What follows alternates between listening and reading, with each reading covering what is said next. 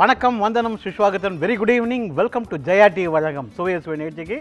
இன்றைக்கி ஒரு அருமையான காலிஃப்ளவர் மிளகு வறுவல் செய்ய போகிறோம். ரொம்ப சிம்பிளாக காலிஃப்ளவர் மிளகு வறுவல். அந்த நல்ல எலுமிச்சம்பழம் ரசத்தோடு சாப்பிடும்போது அந்த காலிஃப்ளவர் மிளகு வறுவல் சூப்பராக இருக்கும். மிளகா கிளிப்பிட சாம்பாரோட அந்த காலிஃப்ளவர் சாப்பிடும்போது அழகாக இருக்கும். டேஸ்ட் அட்டகாசமாக இருக்கும். சப்பாத்தியில் வச்சு ரோல் பண்ணி சாப்பிடும்போது சூப்பராக இருக்கும். அதே மாதிரி இட்லி தோசையோடு சாப்பிடும்போது அந்த காலிஃப்ளவர் மிளகு வறுவல் அட்டகாசமாக இருக்கும். இப்போ அந்த காலிஃப்ளவர் மிளகு வறுவல் செய்கிறதுக்கு முன்னாடி அதுக்கு தேவையான பொருட்கள் நம்ம என்னென்னு பார்ப்போம். காலிஃப்ளவர் ஒரு நம்பர், வெங்காயம் 2 கை, பச்சை மிளகா 3 நம்பர், மிளகுத்தூள் 4 டீஸ்பூன், இஞ்சி பூண்டு அரவை 2 டீஸ்பூன், சோம்பு 1 டீஸ்பூன், கருவேப்பிலை 2 கொத்து, மஞ்சள் தூள் 1/4 டீஸ்பூன், உப்பு தேவையான அளவு, எண்ணெய் அரை குழிக்கரண்டி எண்ணெய். இந்த காலிஃப்ளவர் மிளகு வறுவல் செய்கிறது எப்படி பார்ப்போம். காலிஃப்ளவரை பூவாக கட் பண்ணிவிட்டு சுட தண்ணியில் கொஞ்சம் உப்பு போட்டு ஒரு வேக்காடு கொடுத்துடணும். மிளகை மிக்சியில் போட்டு பொடி பண்ணி வச்சுக்கோங்க. எண்ணெய் ஊற்றிட்டு சோம்பு கருவேப்பிலை தாளிக்கிறோம், வெங்காயத்தை வதக்குறோம், இஞ்சி பூண்டு வதக்கிறோம். அந்த 3 பச்சை மிளகா கீறி வச்சுருக்கோம், 3 பச்சை மிளகா போட்டு வதக்கிறோம். அந்த பார்பாயில் அதாவது ஒரு வேக்காடு கொடுத்து காலிஃப்ளவர் போட்டு நல்லா வதக்கிறோம். உப்பு போட்டுறோம், மஞ்சள்தூள் போடுறோம், மிளகுத்தூள் 4 டீஸ்பூன் போடுறோம், போட்டு நல்லா வதக்கிடுறோம். இது காரமே மிளகுத்தூள் காரம் தான். இதில் ஒரு பூலையும் போய் அந்த மிளகுத்தூள் போய் ஒட்டிக்கும். ட்ரையாக இருக்கும். நான் சொன்ன மாதிரி ஒரு எலுமிச்சம்பழம் ரசத்தோடு சாப்பிடும்போது சூப்பராக இருக்கும். மிளகா கிள்ளிப்பட்ட சாம்பாரோட சாப்பிடும்போது கலகலாக இருக்கும். அதே மாதிரி சப்பாத்தியில் வச்சு சாப்பிடும்போதும் ஒண்டர்ஃபுல்லாக இருக்கும். இப்போ எப்படி செய்யுது நம்ம பார்ப்போம். எண்ணெய் சூடாயிடுச்சு. இதில் சோம்பு, கருவேப்பிலை, 1 கை வெங்காயம்,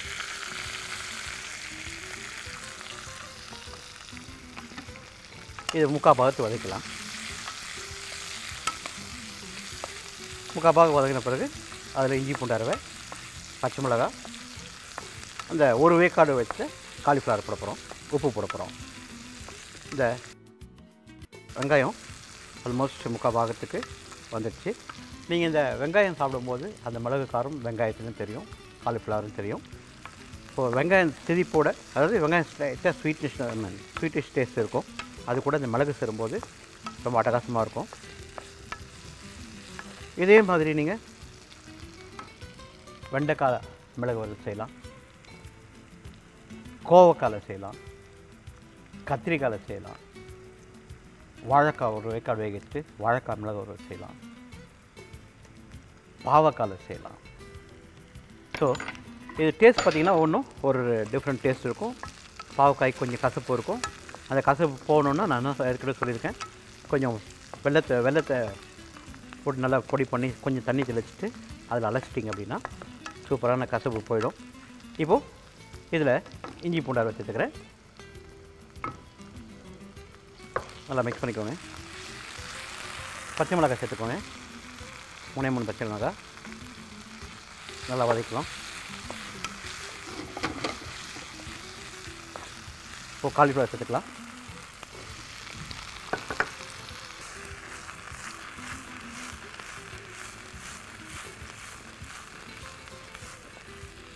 இதில் உப்பு போட்டுலாம்,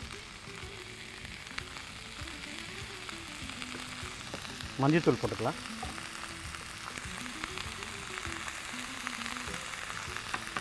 ஒரு பரட்டு பட்டிக்கலாம்.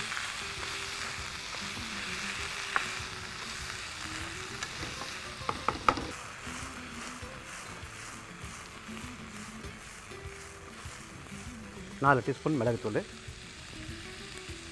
நல்லா ஜெல் ஆகணும், அதாவது அதை ஒரு காலிஃப்ளவர் ஒட்டிக்கணும். கொஞ்சம் உப்பு போட்டுக்கிறேன். ஸோ நல்லா மிக்ஸ் ஆகி வரவங்களும் will go for a short commercial break.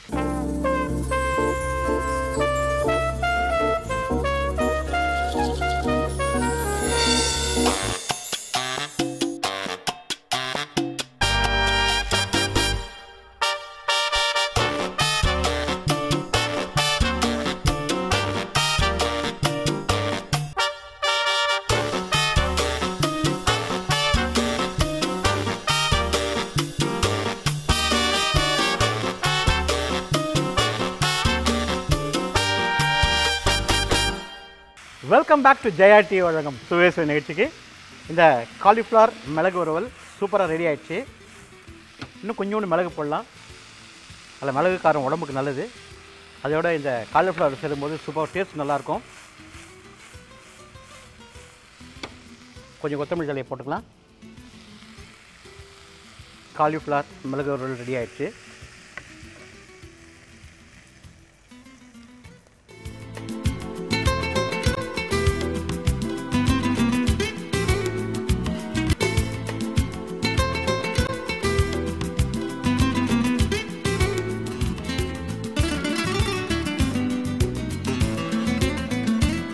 இந்த காலிஃப்ளவர் மிளகு வறுவல் ஒரு வாட்டி செய்து பார்த்துருவோம். ஒரு வேக்காடு காலிஃப்ளவர் வேக வச்சிட்டோம். உப்பு தண்ணியில் வேக வச்சோம். எண்ணெய் ஊற்றிட்டு சோம்பு கருவேப்பிலை தாளிச்சிட்டு வெங்காயத்தை முக்கால் பாகத்தை வதக்கிட்டோம். இஞ்சி பூண்டு போட்டோம். பச்சை மிளகாய் போட்டுட்டோம்.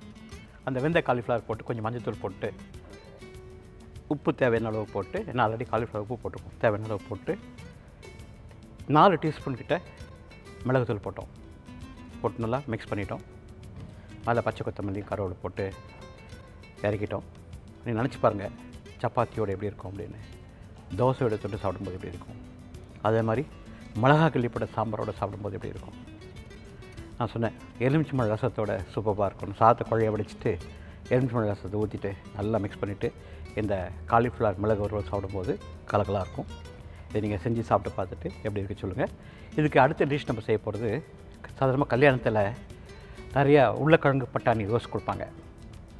ஒரு பீஸ் தான் இருக்கும் உருளைக்கிழங்கு, 2 பீஸ் பட்டாணி பீஸ் தான் இருக்கும். நம்ம வீட்டில் கொஞ்சம் நிறையா சாப்பிட்லாம். அந்த உருளைக்கிழங்கு பட்டாணி ரோஸ்ட்டு எப்படி செய்து நம்ம பார்க்க போகிறோம். அந்த உருளைக்கிழங்கு பட்டாணி ரோஸ்ட் செய்கிறதுக்கு முன்னாடி அதுக்கு தேவையான பொருட்கள் நம்ம என்னென்னு பார்ப்போம். உருளைக்கிழங்கு 1/4 கிலோ, பச்சை பட்டாணி 100 கிராம், வெங்காயம் 2 கை, தக்காளி பழம் 1 கை, இஞ்சி பூண்டு 1 டீஸ்பூன், மிளகுத்தூள் 2 டீஸ்பூன், மிளகாத்தூள் 2 டீஸ்பூன், மஞ்சள் தூள் 1/2 டீஸ்பூன், தனியாத்தூள் 3 டீஸ்பூன், சோம்பு 1 டீஸ்பூன், கருவேப்பிலை 2 கொத்து, பச்சை மிளகாய் 3, கொத்தமல்லி 1 கை, உப்பு தேவையான அளவு, எண்ணெய் 1 குழிக்கரண்டி. நம்ம கல்யாண வீட்டில் செய்கிற மாதிரி உருளைக்கிழங்கு பட்டாணி ரோஸ் செய்கிறது எப்படி பார்க்க போகிறோம். எண்ணெய் ஊற்றுறோம், பட்டை சோம்பு தாளிக்கிறோம். அதாவது நம்ம தாளிக்கிறது சோம்பு கருவேப்பிலை. தேவைப்பட்டால் நீங்கள் பட்டை யூஸ் பண்ணிக்கலாம். வெங்காயத்தை பொன்முறையில் வதக்கணும். இஞ்சி பூண்டு சேர்த்துக்கணும். தக்காளி பழம் சேர்க்கணும். வெங்காயம் தக்காளி பழம் இஞ்சி பூண்டு 3 நல்லா பேஸ்ட் மாதிரி வந்துடணும். உருளைக்கிழங்கை வேக வச்சுக்கணும். பச்சை பட்டாணியை அப்படியே போட்டுடலாம். மஞ்சள்தூள் மிளகாத்தூள் தனியாத்தூள் போட்டு நல்லா வதக்கிட்டு உப்பு போட்டு அந்த பட்டாணியை போட்டு நல்லா வதக்கிடணும். கொஞ்சம் தண்ணி தெளிச்சிக்கணும். வெந்த உருளைக்கிழங்கையும் போட்டுடணும். பச்சை மிளகாயும் போட்டுட்டு நல்லா மிக்ஸ் பண்ணிவிட்டு கொஞ்சம் உப்பு போட்டுடணும். இப்போது நீங்கள் உருளைக்கிழங்குல உப்பு போட்டு வேக வச்சுருந்தா 1/2 உப்பு போட்டால் போதும். நல்லா மிக்ஸ் பண்ணிவிட்டு ஒரு மாதிரி தொக்கு மாதிரி வந்துடும். இறக்கிறதுக்கு முன்னாடி கொஞ்சம் அந்த மிளகுத்தூள் தூண மாதிரி போட்டு இறக்கிட்டிங்க அப்படின்னா சூப்பரான உருளைக்கிழங்கு பட்டாணி ரோஸ் ரெடி ஆகிடுச்சு. ஸோ இப்போ அது எப்படி செய்யலான்னு பார்க்கலாம். எண்ணெய் சூடாகிடுச்சு. இதில் சோம்பு, கருவேப்பிலை, வெங்காயம்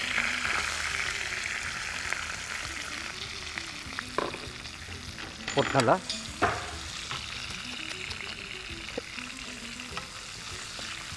இப்பெல்லாம் பொன்முறையாக வதக்கலாம். இதில் இஞ்சி பூண்டு பேஸ்ட்டு தக்காளி பழம் சேர்க்கணும். கோல்டன் ப்ரௌன் கலர் வரணும். அப்போ தான் அந்த கிரேவி வந்து சாதாரணமாக முக்கியமான பாயிண்ட்டு. நம்ம வீட்டில் கிரேவி வந்து ஒரு டார்க் ப்ரௌன் கலர் வரணும் அப்படின்னா அந்த ஆனியன் வந்து ப்ரௌன் கலரில் வந்தால் தான் அந்த கிரேவி நல்லாயிருக்கும். ஆனியனை சரியாக வதக்கலை, வெங்காயத்தை சரியாக வதக்கலை அப்படின்னா கிரேவி ஒரு மாதிரி தண்ணி விட்டா மாதிரி இருக்கும், சரியாக சேராது. அதனால் வெங்காயத்தை எந்த கலர் வதக்குறீங்களோ கோல்டன் ப்ரௌன் கலரில் வதக்கினீங்கன்னா அந்த கிரேவி நல்லாயிருக்கும். அது தொக்கும் நல்லாயிருக்கும், பார்க்குறதுக்கு சூப்பராக இருக்கும். சாதாரணமாக நம்ம வீட்டில் ஃபார் எக்ஸாம்பிள் இப்போ குருமா செய்யணும்னு வச்சுக்கோங்களேன். வெங்காயம் தக்காளி வதக்குறோம், ஒன்றும் பாதியமாக வதக்குறோம். மஞ்சள்தூள், மிளகாத்தூள், தனியாத்தூள் போட்டு வதக்கிறோம். காய்கறி போட்டு வதக்கிறோம். தண்ணி ஊற்றிடுறோம். கடைசியில் தேங்காய் அரவை போட்டுறோம். தேங்காய், முந்திரி பருப்பு, கசகசா போட்டுறோம். போட்டு அந்த குருமா ரெடி ஆகிடுது. அந்த இலையில் வைக்கும்போது பார்த்திங்க அப்படின்னா குருமா ஊற்றும்போது தனியாக தண்ணி தெரியும். ஒரு மாதிரி மொத்தையாக அந்த கிரேவி மொத்தம் தெரியும். அது காரணம் இந்த வெங்காயம், இஞ்சி பூண்டு அரவை, தக்காளி பழம் சரியாக வதக்கலை அப்படின்னா உங்களுக்கு அந்த மாதிரி பிரிஞ்சு வந்துடும். பார்க்கும்போதும் ஒரு மாதிரி தனியாக ஓடிட்டு இருந்தால் பார்த்துக்கோங்க எப்படி இருக்கும்னு. ஸோ அதனால் வெங்காயம், தக்காளி நல்லா வதங்கிட்டாவே உங்களுக்கு வந்து அந்த கிரேவி வந்து சூப்பராக இருக்கும். இந்த கன்சிஸ்டன்சி சொல்கிறோம், அந்த பதம் சொல்கிறோம் இல்லையா, அது சூப்பராக இருக்கும். ஸோ அந்த வெங்காயம் பொன்முருளாக ஆல்மோஸ்ட் ரெடி ஆகிடுச்சு. இதில் இஞ்சி பூண்டு அரவை போட்டுக்கலாம். நல்லா வதக்குவோங்க. இப்போது நான் சொன்னேன் இந்த வெங்காயம், தக்காளி பழம், இஞ்சி பூண்டு அரவை மூணும் நல்லா மிக்ஸ் ஆகி ஒரு மாதிரி திக்காக தொக்கு மாதிரி வரணும். இப்போ அந்த கலர் வந்துச்சு பாருங்கள். இப்போ தக்காளி பழம் சேர்த்துக்கிறேன்.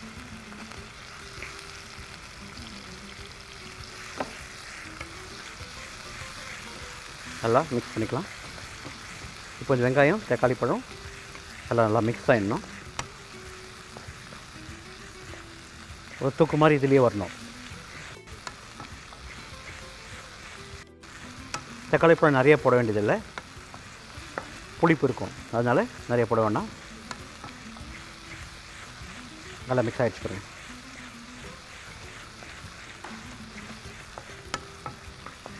இதில் மஞ்சள்தூள், மிளகாத்தூள், தனியாத்தூள் சேர்த்துக்கலாம்.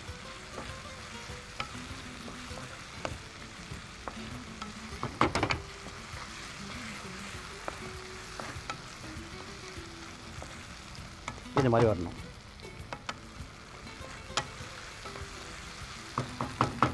மிளகாத்தூள், மஞ்சள்தூள், தனியாத்தூள்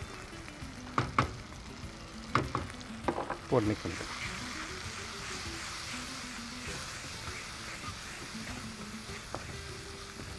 இது கருகாமல் இருக்கணும்னா என்ன பண்ணோம், கொஞ்சம் தண்ணி விட்டுக்கணும்.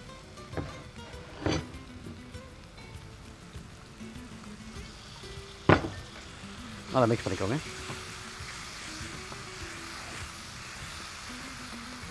உப்பு போட்டுக்கலாம். நல்லா மிக்ஸ் பண்ணிக்கலாம். பட்டாணி போட்டுக்கலாம். பச்சை பட்டாணி, பச்சை மிளகாய் போட்டுக்கலாம். போட்டு நல்லா மிக்ஸ் பண்ணிக்கலாம்.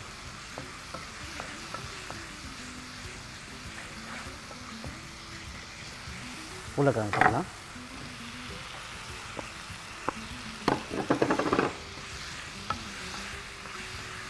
நல்லா மிக்ஸ் பண்ணிக்கோங்க. கொஞ்சமாக தண்ணி வச்சுக்கலாம்.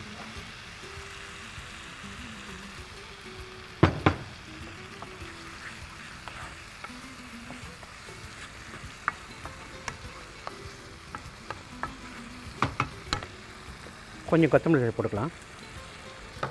நல்லா ஒன்றா வந்து ஒரு தொக்கு மாதிரி வரும். அது உள்ள வெயிட் பண்ணுவோம். Before that will go for a short commercial break.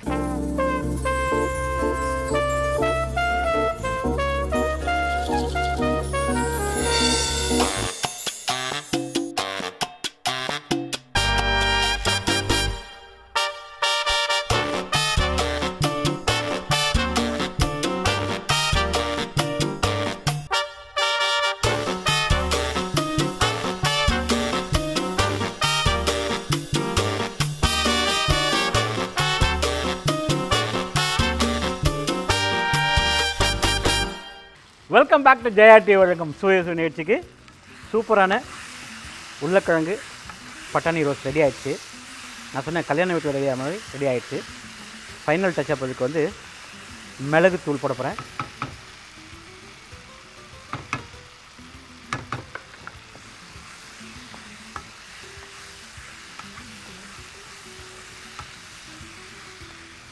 கலப்பா வச்சுக்கலாம்.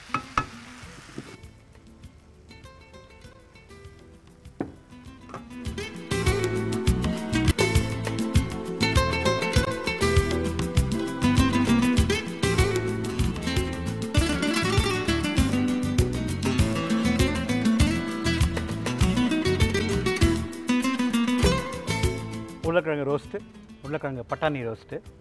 தாளிக்கிறதுக்கு சோம்பு, கருவேப்பிலை, வெங்காயத்தை பொன்முறையில் வதக்கணும், இஞ்சி பூண்டு போட்டு வதக்கணும், தக்காளி போட்டு வதக்கிட்டோம்.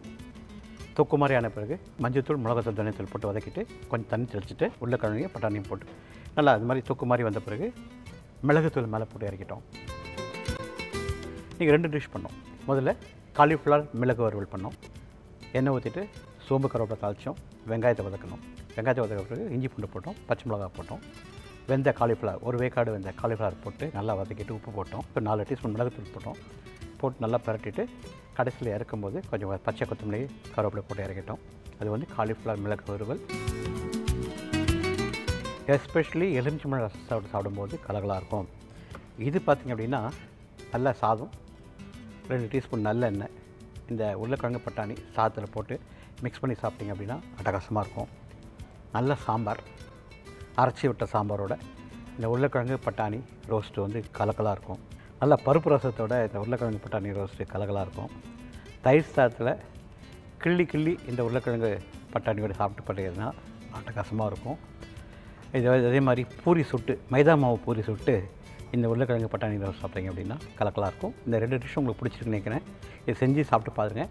உங்களை அடுத்த வாரம் சந்தைகளுடைய பருவ தாமோதரன். நன்றி, வணக்கம், வணக்கம், வணக்கம்.